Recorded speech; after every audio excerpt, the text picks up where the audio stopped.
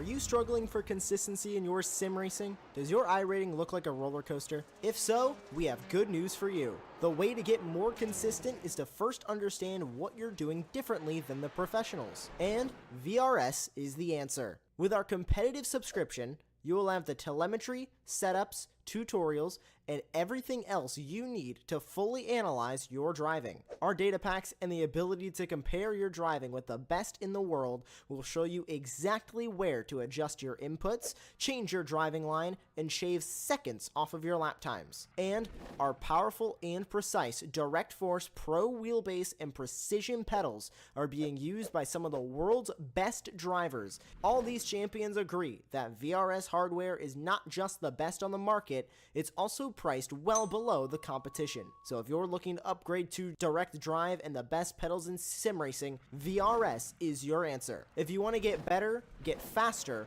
and make it happen sooner rather than later, you owe it to yourself to find out why so many people are switching to VRS. You'll be so glad that you did. Visit www.virtualracingschool.com and learn why the best use VRS.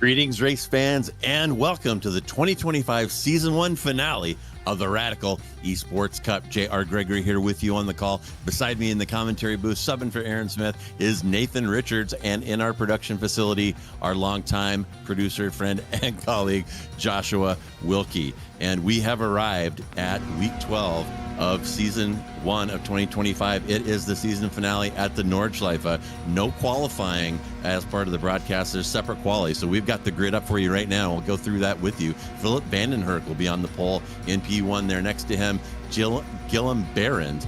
Havard Gullikson, the season leader, next to Lasse Sorensen in 3 and 4. Heinz Braun next to Kim Andre Bjorklund. Mika Hulkinen next to Kjell Larsen in 7 and 8. In row 5, it's Samir Kaddour versus next to Alan Reed. Juanjo Turrell next to Sauli Reitinen in 11 and 12.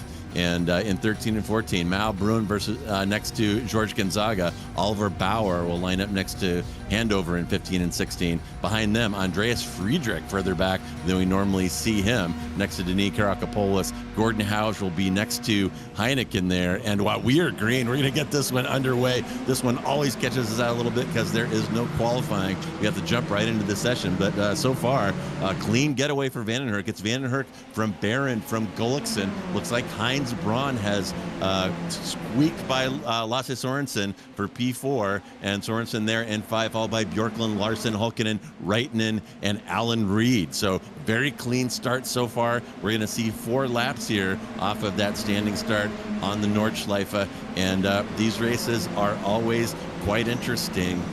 These radicals do not like running on those curbs. There are a couple places where you kind of have to, and there are a couple places where you need to avoid. So these drivers are going to want to keep it between the white lines on most of this course. And of course, there is a huge slipstream on that back straight. So we're going to be seeing a mini race here in the twisty parts where people are going to try to build a gap or try to hang on to the car in front before they get onto that back straight, because the slipstream is comically powerful at a track like this, where these cars are going to get deep into 6th gear. And we're seeing a little side-by-side action here already. Track position so important, and this is one of those areas where you do have an opportunity to stick it in the inside, and we see it happening right there. That is Bauer trying to sneak past Gordon Houch, and the action starting already. Some more side-by-side action. They're going to settle in here, folks, in a little bit, but for right now, they're trying to take advantage of being packed together here and get some out of this track position. And Nathan, I kind of took off without you there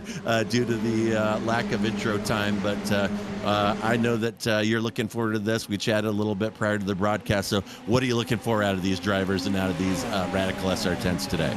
I mean, a lot of chaos as we do see a move there by Samir Katura, but yeah, it's an interesting car, an interesting track, so I'm sure we'll have a lot of chaos. As that was certainly close to contact, and I think that was someone behind there going off circuit, and that's kind of Constantina behind a few cars, I think, running wide there, as that's Ponjo Terrell, who went off track, and then I think that's Gonzaga, who also got involved. But yeah, it's, you know, a really hard track. It's one of those where corners are kind of thrown at you blind. You've got to get your braking zones and your turning points correctly, and in these little fast cars, it's sometimes a lot more difficult to do than it looks. Yeah, too right. And we are the laps are ticking by fast. If you're used to driving a GT3 or GT4 car around here, you might be a little surprised on how deep we are into this lap already getting onto that little mini back straightaway and the second third of the course, and Vandenherk has got his work cut out for him. We've seen Philip Vandenherk drive away at this event a couple of times, but it's not going to happen today. He has got Barron all over him. He's keeping that gap down to under 0.3 now, and Gullickson right behind him with a gap of 0.8. So Vandenherk is going to have to figure out what he's going to do with the draft, and then maybe there's a move happening right now, and they are going to go side by side here into Mutkurva, and Barron makes it happen there. He might have caught Vandenherk napping. Like I said, Vandenherk tends to drive away at this track. He's very, very fast, but Barron showing his stuff there, getting the move done prior to Moot Curve. And now, as I said, it is Barron's job to try to stretch that gap out. If he can get it up to a second, then he'll be safe from the draft. If he can't, you're going to see some pretty comical draft that looks like push to pass DRS or something. But these cars, when they get on these long straightaways, have the appearance of being linked together by long rubber bands, and you'll see that throughout this race, and you'll see, as a result of that, a lot of contested entries into that slow section at the end of the back straightaway, and some of those contested entries will end in tears. Yeah, definitely. I think a good thing about this car is that, you know, that slipstream is so high. So for Philip in second here, it's not the end of the world at all, because he could just stay behind the back of Guillaume Beren for maybe the next 2 laps if he wanted to, and then of course along some of those longer straightaways he can go for that move, try and send it up the inside or around the outside, as it's going to be Lasse Sorensen looking for a move around the outside of Heinz Braun, but couldn't quite make that move work. And I suppose that's another good thing about such a long, wide track as the Nordschleife. There's loads of opportunities to make moves, but you've got to have trust in the person you're racing, and you've also got to make sure that you have trust in yourself, because it requires a lot of confidence to make a move around one of these many corners around the Nordschleife. So if you've got the confidence, go for it. Of course, it doesn't always end well. I think this is one of those tracks where you're not always going to guarantee to finish, but certainly if you've got a bit more confidence, you've got a higher chance than a lot of the others. And I think another thing to note is as well, because of how difficult this track is, the gaps start to increase quite quickly, so you've got to hope that you can stick onto those in front of you, because the last thing you need is being, you know, dropping back outside a second and a half, and then losing that slipstream, because it is effectively like a lap-long DRS, isn't it, with this car? Yeah, absolutely. And we're about to jump onto that back straightaway for the first time here. And you're absolutely right. When you're attached to one of these trains, you absolutely have to stay with it, or the cars in front will drive away. And here we go down that long straightaway for the first time. Barron from Vandenherk, from Gullickson, from Braun, from Sorensen, from Bjorklund. There's a few cars in that train. And we're going to see what happens here between Barron and Vandenherk. Vandenherk may decide that he's okay sitting, behind Barron here. And actually, it looks like there might have been a little bump drafting going on there. So Vandenhert may be just pleased as punch to sit there in P2 until the last lap. And that actually may be the strategy that he was wanting to follow here. And you can see him pushing Barron, trying to open up that gap behind from Gullickson, and that is actually working. Look at that gap climbing. Gullickson on now almost a whole second behind. And the timing tower is a little glitchy, admittedly, here at the Nürburgring. Oh, boy, and there's somebody going around right in front of Larson. That is Kadura looping it off into the grass, and Kadura blowing what was a pretty good run there for him. Kadura deep into the top 10, and now he has fallen like a stone, or we saw Hulkinen off there, too. I guess that was Hulkinen, who's now dropped 8 positions down to P15, and that is not what he was looking for here, Nathan. No, certainly not, of course. We're right at the mix of that top 10, and there's, starting to close in on Reitinen and Larson ahead in 7th and 8th, so it could have easily been a top 7 finish here for Hulkinen, but now has to work his way past all those 14. And up ahead of him is Andreas Friedrich, which I've commentated on the Radicals a couple of times, and I've always seen him near the top. So, yeah, a bit of a surprise to see Friedrich all the way down in 14th place, but of course as we follow our 2 leaders once again, they've started to break away a bit from Gullickson now, who sits in 3rd, and that's I suppose expected with Behrens and Van der Herk, 2 very quick drivers, and you can see that with the pace and the consistency they have, as here's Kadura looking to defend a move here from Alan Reid in 10th place, and also looking to attack on the back of Kjetil Larsen, who sits in P8 at the moment, another driver that I've seen a lot in these Radical cars, and also expect to see him a little bit higher than the position he is in at the moment, and he's all being driven all over by Sami Kadura, who's looking to make a move. He's going to go side by side as they head their way into the next right-hander. Brilliant action so far, and for now Larson still keeps on to that 8th place. Yeah, and you see a little wiggle out of Kadura there, and that is a potential passing opportunity, but you don't see a lot of attempts right there, as you got to get the car really wound up for that tight little sequence of corners there you go all down a long hill and then up the other side, and Kadura tries to stick it in there, can't quite get it done. And yeah, you're absolutely right. There's a lot of frequent flyers here, Nathan, and a lot of guys that we normally see at the front of the grid, but the Nordschleife kind of throws in some wild cards. It's a kind of track that attracts drivers who are attracted to the track and not the car or the series. So a number of names here on the timing tower here this afternoon that we have not seen yet this season, who are probably Nordschleife specialists, and we're seeing them push into the top 10, which is not easy to do in this grid. There are some fast drivers out here in the top split of these Radical Esports Cup races. Yeah, I'm not sure what's happened there to Gillian Barron. Dropped down to P5 there. She was talking away, and yeah, certainly not what he wants. Down to 5th place, of course, promoting Gullickson and Braun into the top 3. Yeah, I'm not sure what happened there to Gillian Barron. Might have been a little bit of contact there with Van den Herk, or possibly just making a bit of a mistake and not being too confident in the car. So yeah, definitely not ideal there for Gillian Barron, as we do have a replay of what possibly happened here, as he was in the lead at this point as well. As we head our way through, he must have lost it on his own. Oh, you can see spinning the car halfway, and luckily not suffering that much damage. I think hitting that barrier and having his rear wing pretty much encaged into it, you would have expected a little bit more of a consequence there, but luckily gets away with it quite unscathed. Yeah, Barron getting lucky, over-rotating that entry. That's a tough spot. Downhill, under braking, and a little bit off camber as well. And he was lucky to keep that one out of the wall. And Nathan, I think you're right. I think he did escape that one without damage.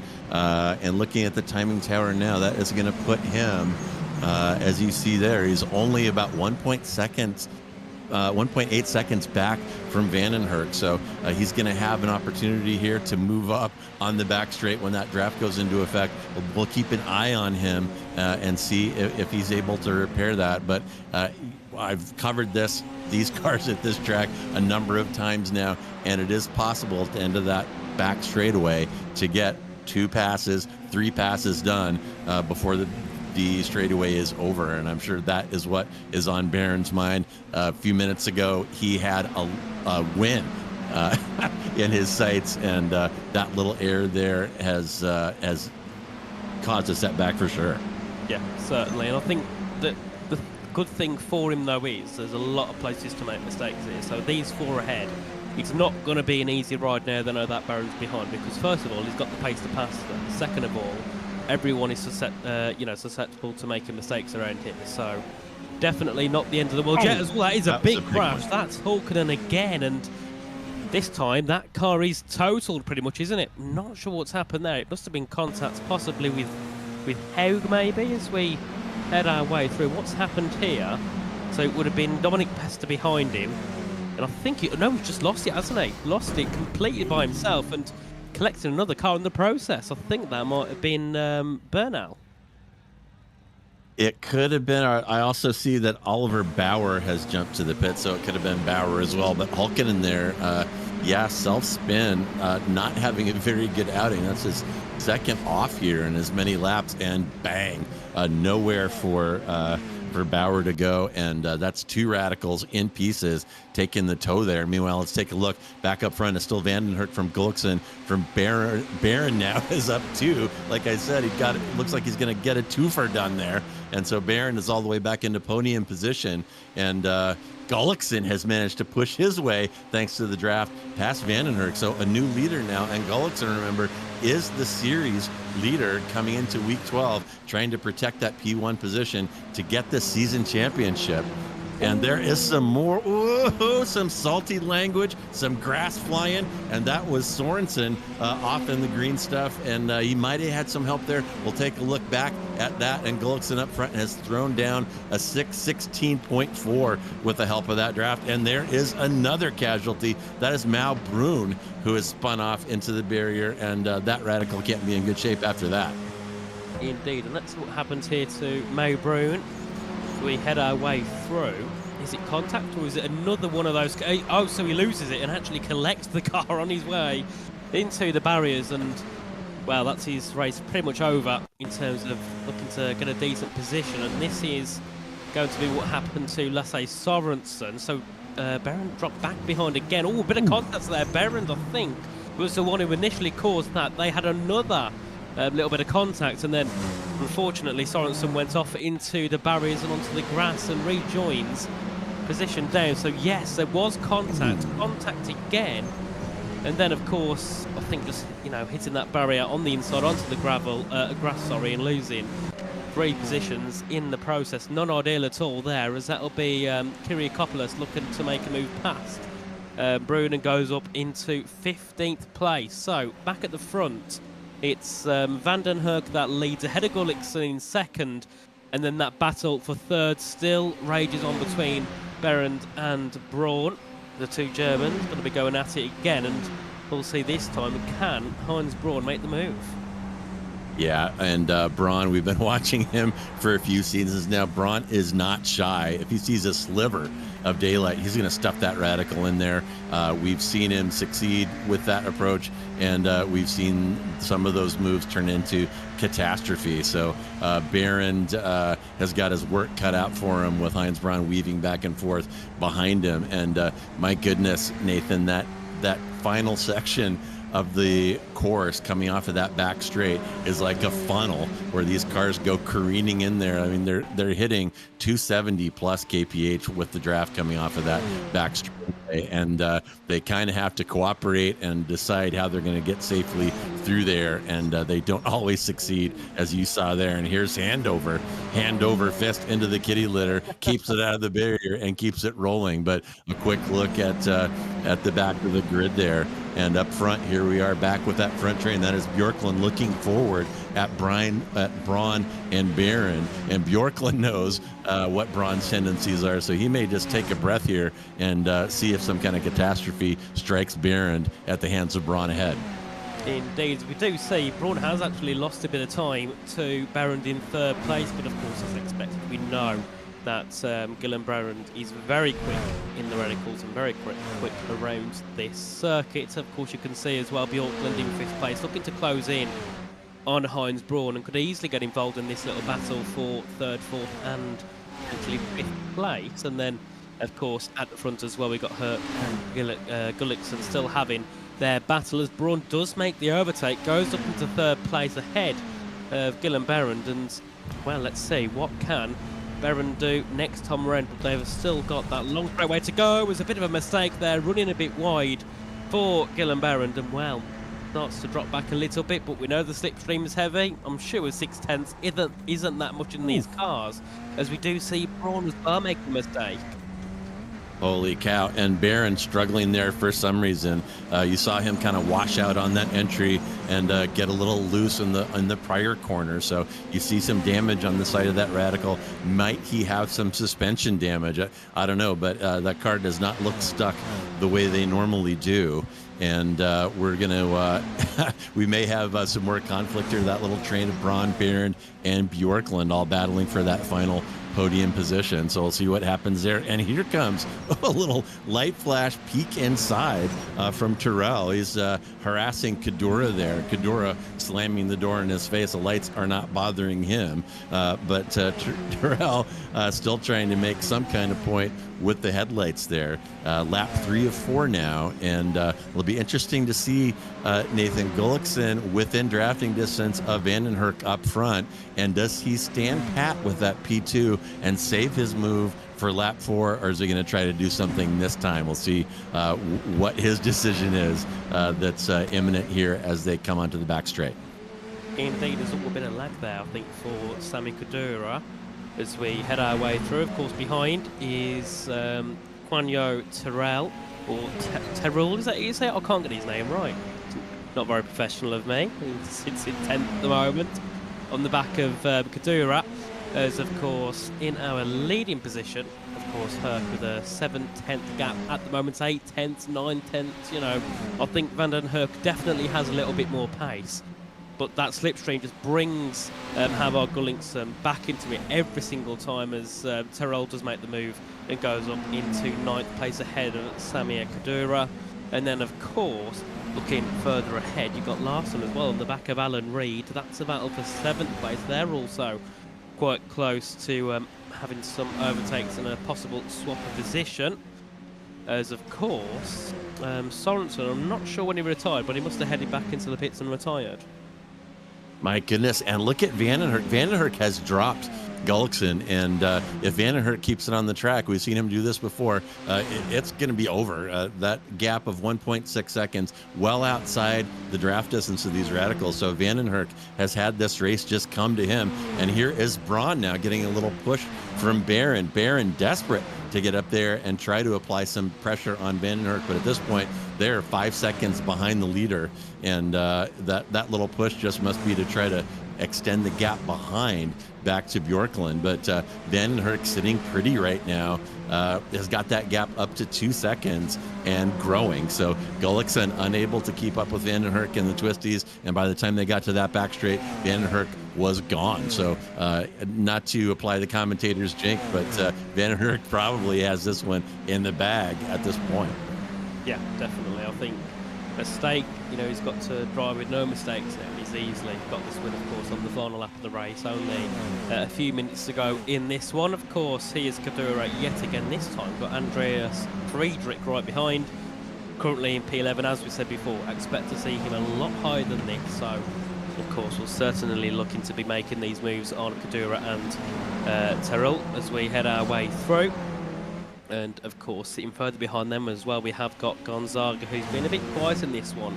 We're just looking to close into this train and possibly make some moves of his own as we head our way up the hill again. Here we are, all closing in, and we've got a really good battle between our mid-pack, but I think we see that quite a lot, don't we? The front and the back kind of pull away, and then that middle pack always have a really good race. As here's Friedrich looking to make possibly 2 moves. Yeah, Friedrich trying to make the twofer happen, and looks like he is going to get it done. Wow, and that high-speed left-hander there is flat out in these cars. If you're used to a GT3 car, you got to feather the throttle a little bit there, but not with these things. They have massive amount of mechanical grip, a significant amount of downforce, and you saw Friedrich there putting it to work for him. Oh my goodness, and Kadura somebody got loose there. It was one of those two cars. I don't know if it was Kadura or Pester, but that went from bad to worse. And Friedrich drives away with body panels flying around in his rearview mirror. And he's glad that happened behind him and not in front of him. And now his teammate Gonzaga wants to get through what remains of Kadura's car there. Oh my goodness. Wild stuff happening in the mid-pack right now.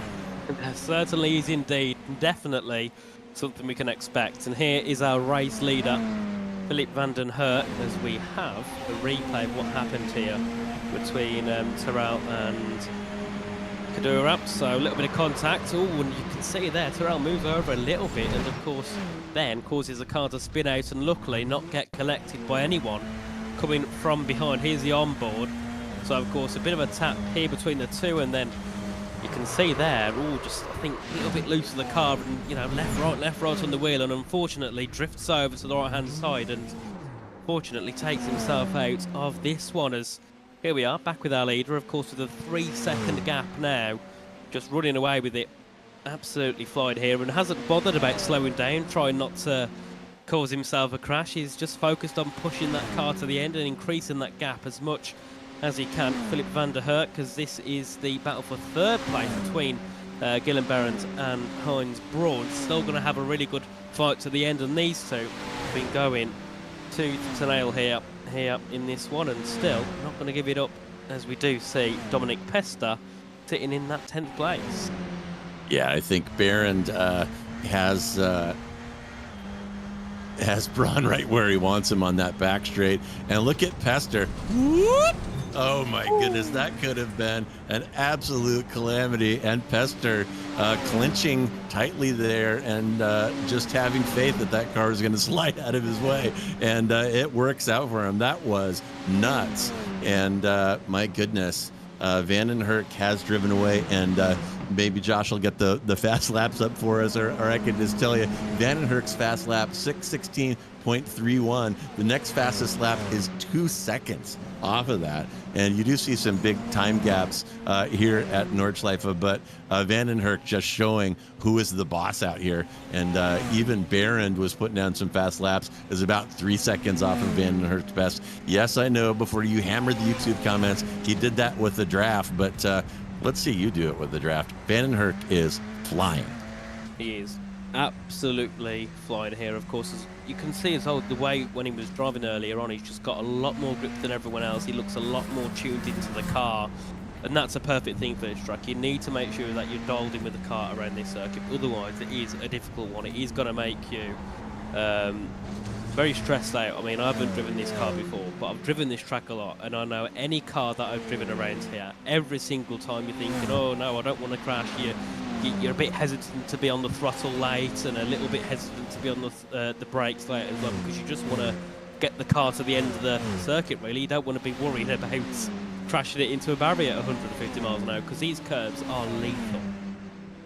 Yeah, absolutely. And bravery definitely counts at this track. But the more precise you are, the more precise lines you take, and the better you hit your marks, hitting the throttle at the right time, perfectly turning in and opening the wheel out of these corners, the less bravery you need, because you know that you're driving the right line. But I mean, easier said than done. These guys up front are absolutely flying. I was pretty proud of myself when I got into about the mid-20s. 6:20s earlier today, and that's about 10 seconds off the pace.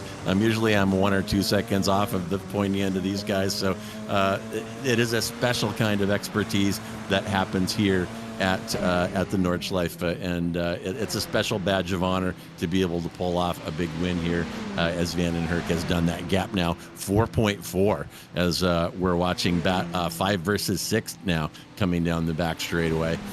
And that looks like Bjorklund and Reitinen maybe changing positions there. Meanwhile, Van den Herk enjoying his track day, and a pull over for a schnitzel up here. Really nothing going on for him ever since Behrens made that little mistake and allowed Van den Herk to drive away. Indeed. Brilliant job by Van den Herk so far, as there we have as well Gullikson in second place and Braun in third. A brilliant way to end that one, and of course Behrens just falling short there in the end, unfortunately, and finishing in 4th place. And of course, Bjorklund as well, right on the back of him, is certainly looking to try and take that 4th spot away. And then, of course, as there's Samir Kadura looking to have a bit of a slide through after taking the checkered flag, and of course not being the race he would have been hoping for either, finishing in 12th. Yeah, my goodness, what, action-packed, and a few wild cards in here, and Barron is actually, if you would have made it onto the podium, he might be my driver of the day. He's kind of showed up out of nowhere, hopped in this Radical, and who knows how many times he's been in it before, but he definitely put on a good performance, but made that one little error, and that's the story of Nürburgring. Here's a replay of Bjorklund making that move down the back straightaway, and he's looking forward at Barron. So Bjorklund, a really good finish all the way up into the top 5, and a combination of survival and getting past the attrition and fast driving, and that's as it always is here at the Green Hell. You got to be fast and somehow balance that with being careful, avoid other people's mistakes, and make the moves that are presented to you, which is, they can be sort of few and far between, as success here is often defined by the mistakes of other drivers. But we're going to have the finishing grid here for you in just a second. I'm going to ask Nathan to run through that with you, and I'm going to take a quick look out here in the waiting room to see if we have any drivers that can talk to us about their experience out here on the Green Hell today. Yes, certainly a really good race indeed, and we'll wait for our results to pop up, and then we'll read through the grid for today. But we're going to wait for a couple more to finish the race. On board with here, Chris Wett in 20th position. The number 21 hasn't been the best race at all, unfortunately, in 20th place. And look where he is. We are going to have a moment here, so... We certainly let's see. What can we talk about? Let me pull out the standings, and I think I had that right before. Or do you want to go ahead and bring in Havard right now? Okay, let's go ahead and do that. We are going to bring in Havard Gullikson. Havard, welcome to the commentary booth. Thank you for stopping by to chat with us. And I was just pulling out my phone to check the season standings, but based on what I saw today, I think you had about an 80-point gap behind you to hang on to the title. It looks to me like you have probably done that. So if you have, congratulations on that. And so why don't you walk us through how the race went today? It really looked like Barron, who we haven't seen before, was going to apply pressure to the people up front, but made that little error and kind of fell behind you and Vandenherk. Yes, thank you, Gregory. The race was quite okay. I don't enjoy this this track. It's too long, too many corners to learn, but yeah, had a good start, avoided Barron when he did a mistake, and tried to keep up with Vandenherk, but he was too fast, and after I lost his slipstream, I just concentrated to not be, just to keep the other guys behind. Yeah, well, if gap management was your game, you definitely played it well. You finished with about 4 seconds ahead and about 3 seconds behind to Braun. So good. It can be tough to keep up your concentration under those circumstances when you're driving by yourself, but you pulled it off. And so based on your own look at the scoreboard after this season, do you think you do have the season championship tied up right now? I think so, but I'm not sure. There are some more races to go, but I believe the SOF will be too low, so I think I have it. But I missed both Lip and Castro here today. I don't know why they didn't race, but yeah, you have to race to win. Yeah, absolutely. And the seasonal course will end on Monday. So there's a few race days ahead. And in these higher splits, you can pick up some big chunks of points and replace some of your lesser performances. But in the event that you do pull it off, Havard, it was great watching you this season. You did a fantastic job. You're very consistent, not a lot of mistakes, and you seem to be able to keep your cool, calm, and collected out there. And it was consistency that brought you the title. So congratulations on that. Thank you very much. Alrighty. And as we wrap it up, is there anyone here as we complete 2025 season 1? Anyone you'd like to give a shout out or thanks to today? Yes, of course. Always you guys for putting on this good show. I always watch this, so thank you for that job. And all my teammates, Lasse and Kjetil, raced today. And all the other guys at the IGL Coating Sandane Trafikkskole. All righty. Well, thanks again, Havard, for coming by and speaking with, and congratulations on that title. Thank you. Bye-bye. All right. And next we have, Josh, you want to run through the results now, or do you want to bring in Heinz Braun, who's waiting? All right, copy that. And Nathan, I'm going to drop Heinz Braun in here, and you can check in with him about how his race was today. Thank you. Welcome in, Heinz. Could you hear us? Yeah, I can hear you. Perfect. Perfect. So a really good race today, of course, finishing third in our final race of the season. Explain to us, how did that race go for yourself? Yeah, okay. I think I was wondering that I started from P5. I haven't checked the qualifying results again, but 5 is good enough, so you can, if you are lucky, stay out of the trouble and just try to catch the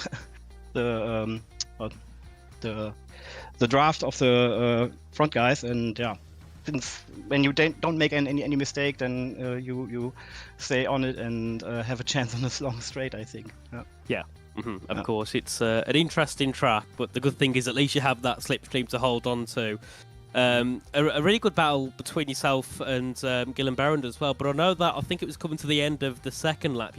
Was it you two that had a bit of contact? No, I hadn't had any contact. I was just wondering that he already tried again to pass Havard, I think, and it looked quite aggressive. So I was just very lucky to stay out of it and don't touch him when I tried to come around him. And so this was a little bit lucky then. Yeah. Yes, definitely, and of course, a third place, really good to end off the season. Of course, heading into season 2 of 2025, any tracks that you're looking to hopefully race on with these cars? I really like here the smaller ones. I would like to see here a new track, the new track in United Kingdom. I just don't get the name. The really Cadwell Park. That would be great to have this very narrow road and try to do some overtaking where it's not possible. Yes, indeed. Hopefully we'll see that track then make an appearance for yourself, of course. Before we let you go, anybody like to make a quick shout out to? Of course, to you guys, because you put on a really good show every week, as everybody notice.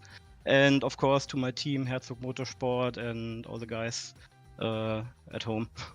So. Indeed. So thank you, Heinz, for joining us. Have a good rest of your evening, and hopefully we'll see you again in the next season. Of course, yeah. Thank you. Have a good evening. Bye-bye. Bye. All right. And as we wrap up our show here today, it is my pleasure to bring in George Gonzaga, representing the bottom half of the grid. George came in P11 today, but he is a frequent flyer here with us in the Radical Esports Cup and a leader in the Radical community. So it's always great to hear from him. And George, another season in the bag. I think it was a successful season. You guys put together a great schedule. It looked like everybody was having fun out there. So what are your thoughts both on today's race and on 2025 season 1? Well, on today's race, it was very boring because it's Nord, so it's the usual thing, right? So I forgot you don't like this place very much. Yeah, that's why I came in. Yeah, just the Nord is the usual. Obviously, it's a big uptick in participation. We get like triple, quadruple splits, which is great to see. But we really wanted to see those drivers coming back for the remaining races. But yeah, 25. The first season is wrapped up. I think it was successful. We were experimenting a bit with the tracks. Obviously, there's mixed reactions to it, which is normal because some tracks are paid, not that frequent. But most important, we want the community to be entertained and motivated to drive and be engaged and challenged, not just to drive the same old tracks. So I think overall it was a successful season because we were still able to get these ISOF races, and the participation and the competition is insane. As you can see, IGL is ramping up their game. Obviously, in our team racing as well, we're trying to get the best squad out there. But yeah, it went really well. Looking forward for the next one. Yeah. Yeah, absolutely. And congratulations on a fantastic season. I know that it is a tight group and that you care a lot about these cars, both in real life and in the simulation, and that you're working hard to increase interest and increase participation and experimenting with the schedule and recruiting folks into the Sunday league. So I think you've done a fantastic job. So congratulations on getting all that done, George. And as we wrap up, is there anyone you'd like to give a shout out or thanks today? Well, I want to give a big shout out to you guys, and that's the reason why I came in, because I really want to, thank you guys for the excellent job you guys have done for, I believe, it's 4 years, which is an amazing achievement. So a big shout out to you guys, to all the commentators, to yourself, Ron, Aaron, and Joshua. I know you're in there. You're a big a big shout out to you guys. You guys have been amazing. So a big thank you, guys, and for the excellent work you guys done. Yeah. Well, we certainly appreciate the kind words, and it has been our pleasure. This is really a great group, and you put on a great show every weekend. I love calling these races, and have really enjoyed being here and covering these on Apex. So again, appreciate the kind words, and best of luck for Radical Sim Racing in the future. Yeah. Yep. Let's go for it. Cool. Thank you, guys. All right, George. Thank you. Cheers. Bye. All right, so we're a little bit out of order today. Those are our podium interviews, plus George Gonzaga came by to share his thoughts about the state of the series in general. So we'll go ahead and get those final results up for you and get Nathan to run through those with you, and then we'll have a couple closing words before we wrap up Season 1 of 2025. Indeed. So, of course, it was Philip van den Hurk that took the victory ahead of Havard Gullikson and Heinz Braun, our top three. Then we had Gillen Berend and Kim Andre Bjorklund rounding out our top five. Then we have Sally Reiten and Ketel Larsen, Alan Reed, Andreas Friedrich, and Dominic Pesta rounding out the top 10. Followed by Jorge Gonzaga, we have Samia Kadura, Dennis Kyriakopoulos, then we have Gordon Haug, Mau Brune, James McIntosh, Izan Bernal, and then Daniel Handover, our top 18. And then we will have Chris Wetz, and then Stefan Heineken, and then, of course, we did lose Terrell Sorensen, Hulkinen, and Bauer. Yeah, little rough and tumble out here at NERPS today, as it frequently is. And, well, folks, thank you so much for joining us for today's broadcast of the Week 12 finale of this season's Radical Esports Cup. And I just want to take a minute to give huge thanks to my friends Josh Wilkie and Aaron Smith for making this a season to remember, and shout out as well to my original Apex partner, Racing Ron Mons, also to Tom Dillon, who I spent a season or two with here covering these Radicals. And thank you, Nathan. It's for covering for Aaron today, your first appearance here on the Radical Esports Cup. So I am J.R. Gregory on behalf of myself, my partner Nathan Richard, our producer Joshua Wilkie, and everyone here at Apex Racing TV. Have a great Friday and an even better weekend.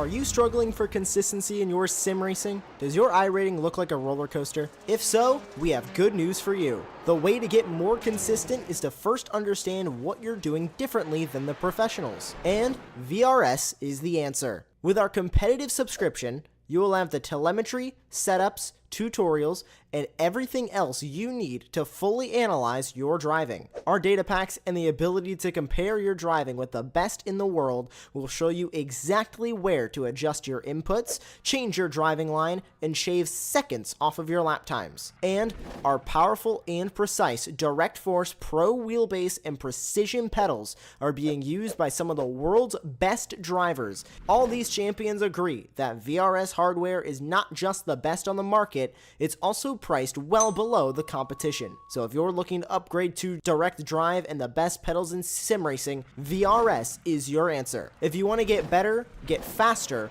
and make it happen sooner rather than later, you owe it to yourself to find out why so many people are switching to VRS. You'll be so glad that you did. Visit www.virtualracingschool.com and learn why the best use VRS.